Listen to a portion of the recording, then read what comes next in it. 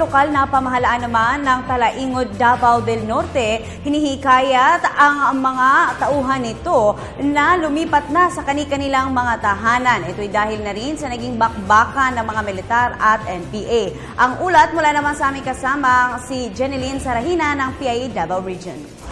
Patuloy na hinikayat ng lokal na pamunuan ng Talaingod, Davao del Norte ang mga residenteng lumikas nang mangyari ang mga bakbakan sa pagitan ng mga militar at rebeldeng grupong NPA na bumalik na sa kanilang sariling komunidad.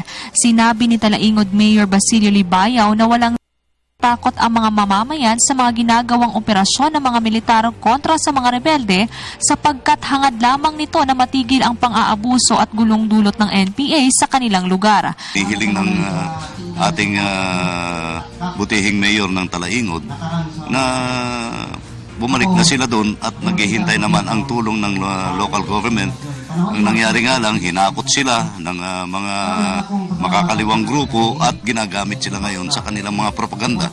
At kami naaawa sa ating mga kapatid na IB na hinakot nila. At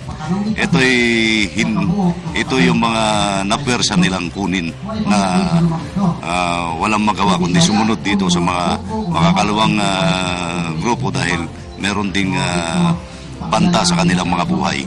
Gayunpaman, isiniguro ng mayor na sa kabila ng mga operasyong nagaganap ay prioridad nila ang kaligtasan ng mga ordinaryong residente sa kanilang munisipalidad na hindi ito mapapahama kung sakaling may mga bakbakan mang magaganap.